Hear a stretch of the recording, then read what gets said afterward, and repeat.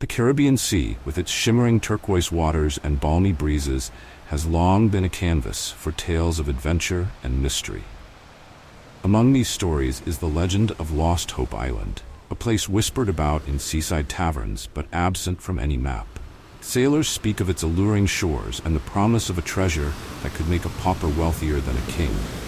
Yet, they also tell of ships disappearing without a trace, swallowed by the island's enigmatic embrace. Ethan Caldwell was an ambitious explorer and a skeptic of superstition. A seasoned navigator in his early 30s, he had spent years chasing the thrill of uncovering the unknown. When he overheard a hushed conversation about Lost Hope Island in a dilapidated bar in Nassau, his curiosity was piqued. "Pure myth," one old sailor muttered, taking a swig of rum. "Maybe," his companion replied, "but those who seek it never return." Ethan approached them. "What do you know about this island?" The sailors exchanged glances. "Only fools go looking for lost hope," the old man warned. "It's a siren's trap." Undeterred, Ethan pressed for details. Piecing together fragments of rumors and drunken ramblings, he charted a possible location for the elusive island. Gathering a small crew willing to take the risk, Ethan set sail aboard the Seaquest. The journey was smooth until they entered a dense fog that seemed to materialize out of nowhere.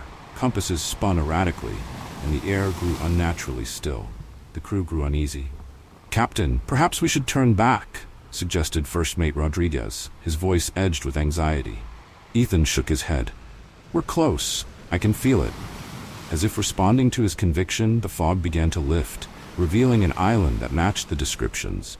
A pristine beach leading to a lush jungle, framed by mountains that touched the clouds. Anchoring the ship, they disembarked. The island was eerily quiet. No birds sang and no insects buzzed.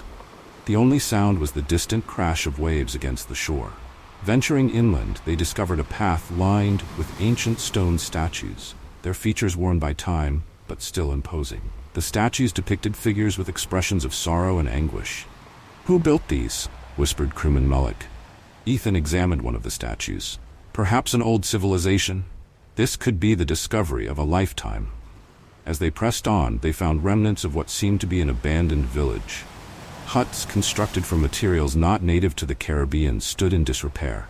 Among the ruins, they found artifacts, tools, pottery, and trinkets from different cultures and eras. "It's like a museum of lost expeditions," Rodriguez remarked uneasily. Inside one of the larger huts, Ethan discovered a journal, its pages brittle with age. The writing was in English, dated over a century ago. "We are stranded. The island won't let us leave. The others have lost hope." A chill ran down Ethan's spine. Before he could share his findings, a distant shout echoed from the jungle. "Did you hear that?" Moloch asked. They followed the sound to a clearing where an enormous tree stood, its branches twisting into the sky. At its base was an entrance to a cavern. Carved above it were the words, "Abandon all hope, ye who enter." "Looks inviting," Rodriguez said sarcastically. Ethan grinned. "Only one way to find out what's inside." Against the crew's protests, he led the way into the cavern. The tunnel walls glistened as if encrusted with diamonds, reflecting their torchlight and casting dazzling patterns. As they delved deeper, they entered a vast chamber. At its center stood a stone pedestal, and upon it rested a gem the size of a man's fist, a flawless sapphire that seemed to contain the depths of the ocean within.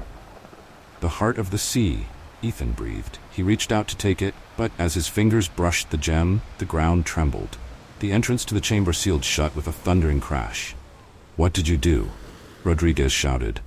Before Ethan could respond, apparitions began to materialize around them, ethereal figures dressed in tattered clothing from various time periods. Their faces were pale, eyes hollow, expressions forlorn. One stepped forward, a woman in a faded dress from centuries past. "Why have you come?" Her voice echoed, layered with sorrow. We're explorers," Ethan stammered. "We mean no harm." "You seek to take what is not yours," she replied. "As did we all." Malik backed away. "This can't be real." The woman extended a translucent hand. "Join us. The island demands it." Suddenly, the crew members began to vanish one by one. Malik screamed as he faded into mist, his voice lingering before dissipating. Rodriguez tried to run but was enveloped by shadows. Panicked, Ethan clutched the gem, hoping it might offer protection. "What do you want from me?" he cried. The The apparitions surrounded him. The island feeds on ambition and greed. It lures souls to sustain itself. Desperate, Ethan shouted, "I'll put it back. Just let me go." "It's too late," they whispered in unison. "You are one with us now." Ethan felt a coldness seep into his body. His surroundings blurred, and memories of his life flashed before his eyes. His childhood, his dreams, his relentless pursuit of glory. Regret washed over him. Ethan jolted awake, gasping for breath. He found himself on the deck of the Sequest, the morning sun warming his face. The crew bustled about, preparing for the day's journey. "Rough night?" Rodriguez asked, noticing his disoriented state. Ethan touched his forehead. I had the strangest nightmare." "Must have been that rum you had," Rodriguez chuckled. Relieved, Ethan nodded and joined his crew. As the day progressed, the fog rolled in just as it had in his dream. "Captain, there's something you should see," Mullet called out. Ethan's heart sank as the silhouette of Lost Hope Island emerged from the mist, identical to how he remembered it. "This can't be," he whispered. "Orders, Captain?" Rodriguez asked. Ethan hesitated.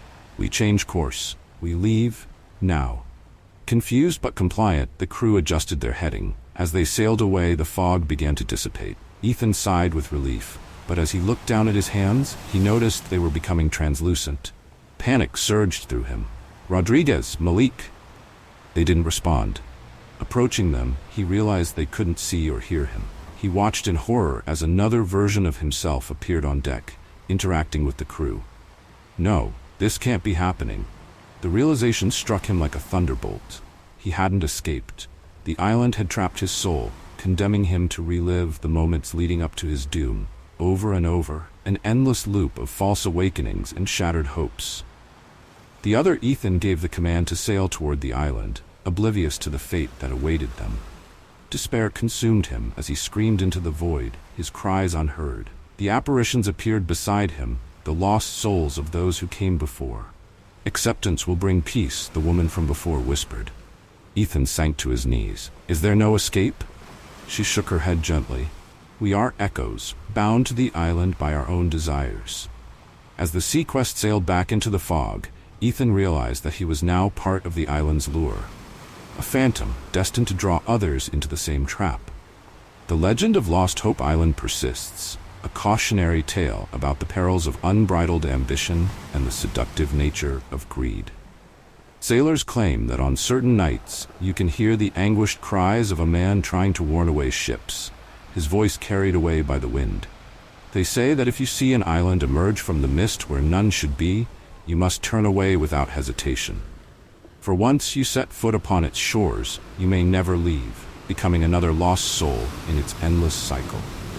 Beware the siren call of the unknown, for some mysteries are meant to remain unsolved, and some treasures come at too great a cost.